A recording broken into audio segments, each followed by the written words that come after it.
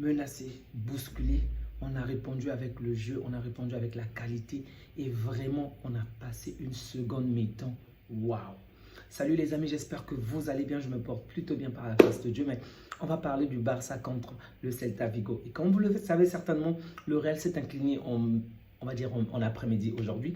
0-0 contre Rayo Vallecano. On va dire que c'est un score qu'on attendait pratiquement parce que le Real n'a pas gagné le Rayo Vallecano depuis plus de 5 ans, je crois. Lors des 5 dernières confrontations, je crois que le Real n'a qu'une seule victoire et 4 matchs nuls. Donc à domicile, on sait tous que cette équipe est une bête noire pour la plupart des clubs. Même nous-mêmes, on a souffert contre eux. Souvenez-vous que le seul but qu'on avait marqué, c'était sur penalty. Je crois que c'était Yamal. Ensuite, on a fini le match sur un but partout parce qu'ils ont réussi à égaliser. Mais il n'y a pas que le score du match du Rayo contre le Real qui n'était pas du tout intéressant. C'est juste que le match était vraiment ennuyeux. Ça, je vous le dis, c'était un match ennuyeux du début jusqu'à la fin. Le Real n'a apporté réellement aucun réel danger. C'est vrai que de temps en temps, il y a eu de bonnes opportunités, mais le match était trop coupé et c'est ce que je ne comprends pas jusque-là avec Xabi Alonso. Il était censé apporter quelque chose de nouveau par rapport à Carlo Ancelotti, mais je ne vois pas tant que ça la nouvelle chose. Ils se sont inclinés à Anfield la fois dernière. Je m'attendais à ce qu'aujourd'hui, qu'il y ait un sursaut d'orgueil, qu'ils puissent avoir vraiment de la détermination, du zèle. Vraiment, je ne sais pas moi, la puissance du champion. Mais aujourd'hui, rien du tout. C'est vrai, en face, le Rayo à domicile, c'est tout sauf évident. Mais quand même, je m'attendais vraiment à une meilleure performance de la part du Real. Je ne vous parle pas juste du score, ok? Le score, c'est compréhensible. Même nous, on est passé par là. Mais le match en lui-même est nul. Vraiment, c'était un match ennuyeux, ennuyeux.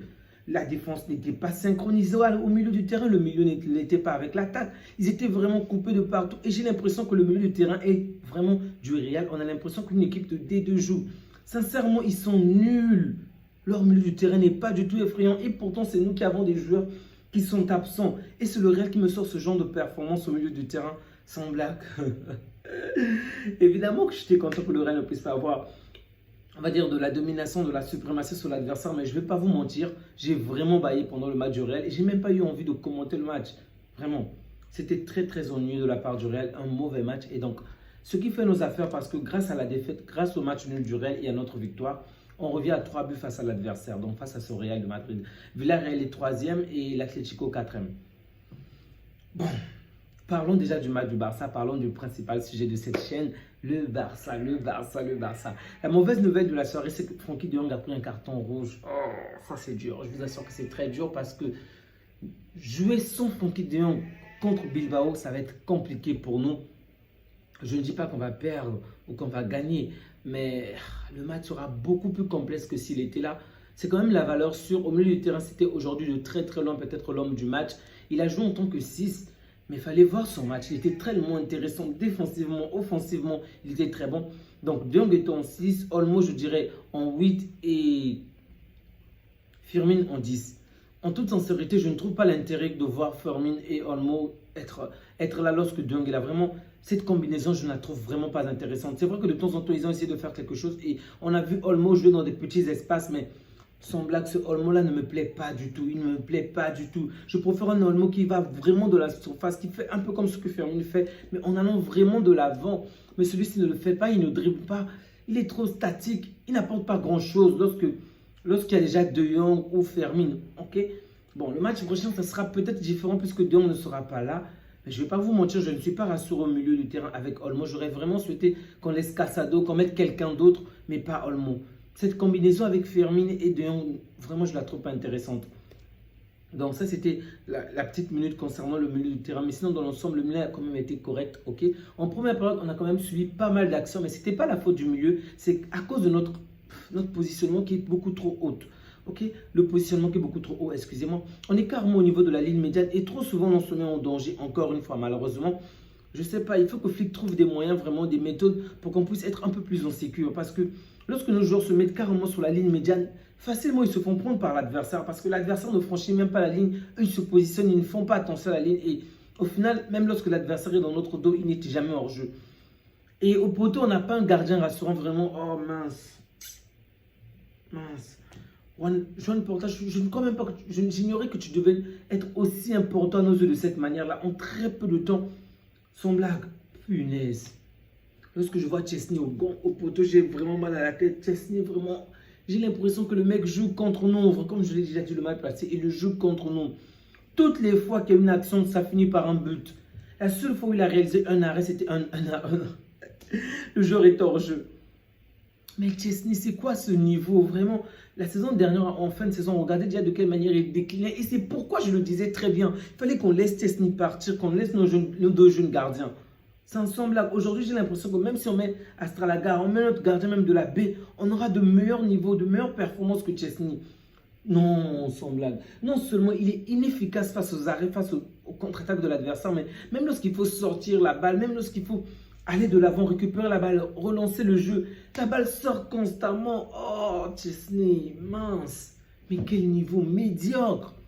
Il est médiocre, je vous dis. Et même là, c'est même pour être généreux avec lui. Sinon, je peux dire des termes vraiment pas élogieux. Bref. Chesney m'a encore une fois déçu. Donc, en dehors de Chesney en défense, je dirais que la défense a quand même été correcte, même si, encore une fois, le positionnement n'est pas bon et les courses en arrière, oh punaise. Mais ce n'est même pas eux que je peux en vouloir. Moi, je peux en vouloir à Flick parce que c'est Flick qui continue avec ce genre de positionnement. Au début du match, rendez-vous compte, grâce à Fermin Lopez, on se trouve un penalty en très peu de temps. On marque. Lewandowski qui a fait marquer, mais raté, mais au final, il a marqué. En moins d'une minute, sinon quelques secondes seulement après, l'adversaire revient au score. Mais comment est-ce qu'on n'arrive pas à préserver le score? Ce sont les mêmes choses. Tout le temps, on parle des mêmes choses. Le match dernier, on en avait déjà parlé, où lorsqu'on réussit à marquer un but, on n'arrive pas du tout à garder le score. Comment c'est possible? Et pas seulement le fait de ne pas garder le score, mais de constamment se faire prendre. Oh, punaise. Donc, en une seule passe, l'adversaire se retrouve face à notre gardien. Un gardien qui n'est pas du tout rassurant. Donc, mince. C'est dur, vraiment. C'est vraiment dur. Et lorsque tu sais que De Jong est parti, De Jong encore pris un carton rouge, ça ne peut que te blesser. Parce qu'aujourd'hui, tu vois de quelle manière, même De Jong, on l'a senti dans sa manière de jouer, qu'il n'avait pas confiance à ce positionnement, qu'il n'avait pas confiance à cette ligne haute. Au début, il a laissé faire, mais lorsque l'adversaire a marqué le début, on voit, il se retrouvait même derrière tous nos défenseurs pour vous dire de quelle manière il n'avait plus confiance. Tout le temps, c'était lui qui venait encore contrer la balle. Et heureusement pour nous qu'il était là. Sinon, on aurait pu prendre un autre but. Baldi a fait un bon match. Araujo, je ne peux pas l'en vouloir. Koubarsi également. Eric Garcia. Dans l'ensemble, je dis bien que la défense a été bonne. Donc, je reproche la défense, non pas...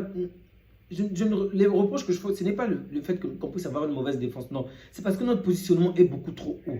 Vraiment, ce positionnement-là ne m'arrange pas du tout. Bref, on attaque. Yamal, certes, en première période, n'était pas très présent, mais il a encore une fois été décisif. Et pour tous ceux qui vont dire qu'il n'était pas exceptionnel en première période, moi je vous dis simplement, c'est que le peu d'action qu'il a eu, il a réellement apporté du danger. Ce sont les autres qui n'ont pas pu faire la différence. Il n'était pas vraiment présent et on n'attend pas cela forcément de sa part. Nous, on veut qu'il puisse être décisif. Et on a vu de quelle manière pendant tout le match, il y avait au moins 2 joueurs sur lui. Et là, je reviens encore à ce que j'ai déjà dit les matchs passés. Je pense qu'il est un peu trop à l'extérieur. C'est vrai, ça permet d'écarter le jeu, d'étirer le jeu, d'avoir 2 défenseurs sur lui. Très bien. Mais à un moment, on voit de quelle manière, lorsque lui, il est inefficace, c'est toute l'équipe qui est inefficace aujourd'hui. Heureusement qu'on a eu un de Lewandowski qui est revenu en forme, qui a su profiter des occasions. Mais je l'avais déjà dit le match passé, trop isolé, esselé, je crois que c'est le terme que j'ai même utilisé. Il est laissé à lui-même en fait. C'est seulement en deuxième période qu'on a vu un tout petit peu Eric Garcia venir pour combiner Fermin. Mais trop souvent, il se retrouve seul. Alors, déjà, il est très loin de l'axe et seul. Ce n'est vraiment pas avantageux pour nous qu'il puisse se retrouver dans cette position-là. C'est vrai, c'est un génie et de temps en temps, il arrive à faire la différence. Mais regardez lorsqu'il est dans l'axe, il apporte beaucoup plus de danger. Et donc, là, il aurait pu marquer même encore un peu plus de buts. Bref, bravo à Yamal, vraiment bravo. Il a su marquer un bon but, un peu de renard. J'espère juste qu'il va continuer sur cette lancée, qu'il va davantage marquer match après match, être encore même plus décisif sur d'autres lancées. Vraiment, bravo à lui. C'était pas facile, mais il a su tenir, il a vraiment fait le nécessaire et je ne peux que le féliciter. C'est vrai que de temps en temps, j'aimerais qu'il fasse davantage de passes, qu'il ne puisse pas trop garder souvent la balle avec lui, surtout lorsqu'on est dans notre défense et surtout, c'est surtout là le danger parce qu'il n'a même créé 1 fois ou 2 fois du danger dans notre propre camp. J'aimerais juste qu'il puisse davantage laisser la balle lorsqu'on est dans notre camp, mais bon. C'est Yamal, il faut faire avec. Lewandowski, que dire d'autant match, c'était juste waouh, exceptionnel, bravo. Triplé de Lewandowski, trop fort, trop fort. Tu reviens et tu es déjà décisif. Et de quelle manière? Avant, il n'était pas titulaire, mais là, on l'a titularisé et il nous a fait plaisir. Et on a vu la différence avec, Ferran Torres, en fait. C'est juste ça. Lorsque Lewandowski est titularisé et que Ferran Torres est remplaçant, c'est mieux. Et même Ferran Torres, lorsqu'il est rentré, désolé les amis, il a apporté du danger. Ça aurait pu aboutir à un but, mais au final, l'arbitre va arrêter l'action, soi-disant qu'il y avait faute. Bon, je pense que le joueur a quand même simulé, mais bon. Je pense que c'est mieux ainsi que Lewandowski puisse être le premier joueur et Ferran le deuxième. Sauf si, bien évidemment, on arrive à recruter Julián Álvarez ou un autre joueur. Mais sinon, pour moi, Ferran doit être le bon remplaçant. Et Lewandowski, bon, la dernière saison comme titulaire, selon moi. Rashford. C'est difficile. Si on parle de statistiques, bravo, il a fait un très bon match parce qu'il était dans tous les 3 bons coups. Passeur à 2 reprises et même sur le but de Yamal, c'est normalement lui qui envoie la balle au centre de l'axe et c'est le joueur qui le dévie. Ensuite, Yamal marque. Donc, il est dans les bons coups. Mais trop souvent, il perd trop souvent la balle. Surtout en première période, vous avez vu de quelle manière il a perdu énormément de ballons. Premier point. Le deuxième point, la perte de balle encore, je peux comprendre. Tu es un attaquant. Si tu oses, forcément, tu vas perdre la balle. Ok. Mais dans les derniers mètres, oh mince. Catastrophique. Vraiment catastrophique. Et je dis même que ce sont ces stats aujourd'hui qui vont le sauver parce que s'il n'avait pas fait ces stats-là, la manière dont je devais m'acharner contre les minces. Le premier but de l'adversaire, qu'est-ce qui le cause? Tu es face à face avec le gardien, tu es tout seul. Mec, tu rates ce genre d'occasion et l'adversaire réalise une contre-attaque, on est allé se prendre un but. Tu es seul, Rashford, tu es seul. Et ce n'est pas la seule occasion dangereuse où il se retrouve dans le camp adverse, où il se retrouve dans les derniers mètres. Il rate constamment. Sincèrement, Rashford, j'en peux plus. J'en peux plus.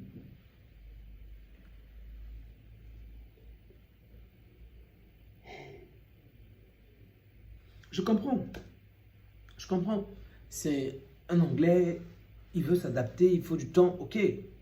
Ok, pas de souci, mais améliore-toi. Si c'est seulement avec ce niveau-là, je ne pense pas qu'on va renouveler ton contrat prochainement. En toute sincérité, sauf si on a encore des problèmes financiers, qu'on n'est pas en mesure de recruter d'autres joueurs qui seront beaucoup plus chers. Et du coup, on va se contenter de toi. Parce que moi, lorsque j'ai par exemple vu le match de Bilbao, puisque Bilbao, c'est notre prochain adversaire, pour ceux qui n'ont pas vu le match, regardez au moins l'action de Nico Williams aujourd'hui. Il est le seul joueur qui a marqué, mais regardez le but. Oh mince. Il dribble, il se retrouve dans la surface, un puissant tir. Ni les gardiens, ni le gardien, ni le filet, ni les défenseurs, ni les supporters, ni qui que ce soit ne pouvait arrêter cette balle-là. Même si on alignait 7 gardiens dans le poteau, personne ne devait l'arrêter. C'est ça, c'est ça. Je ne veux pas juste un Rashford qui va défendre, qui va courir. Très bien, tout le monde sait que tu sais le faire. Bravo. Je veux un Rashford décisif dans les derniers mètres. Le prochain match est prévu pour le 20 ou le 22. J'espère que Rafinha sera de retour et j'espère vraiment, alors là de tout cœur, que Rashford va être vraiment sur un autre niveau parce que pour l'instant, ce n'est toujours pas suffisant pour moi. Ok, il a réussi à trouver le Lewandowski qu'il a marqué, mais si notre renard de surface n'était pas là aujourd'hui, comment ça devait se passer? Donc seul, il ne peut pas marquer par lui-même. Bref, il faut vraiment qu'il puisse être davantage décisif. Vraiment décisif et qu'il profite de la moindre occasion. Sinon, dans l'ensemble, bravo, bravo, il se donne encore à fond. Et on sent très bien qu'il veut donner le meilleur de lui-même, même si ça ne suffit pas. Une autre personne que je dois quand même en vouloir, c'est Frenkie de Jong. La deuxième faute, c'est pas trop volontaire, même si j'aurais vraiment souhaité qu'il agisse autrement. Une personne que j'en veux quand même, c'est Hansi Flick parce que dans une équipe même avec 2 buts d'écart face à un adversaire comme celui-là où on a complètement maîtrisé la deuxième période, je ne sais pas pourquoi ils sont peut-être à laisser les mêmes joueurs sur le terrain. Est-ce que tu voulais que Yamin se blesse? Est-ce que tu voulais que Rashford ou un autre joueur se blesse? Mais c'est quoi ton problème, Firmino? C'est quoi ton problème normalement, Flick?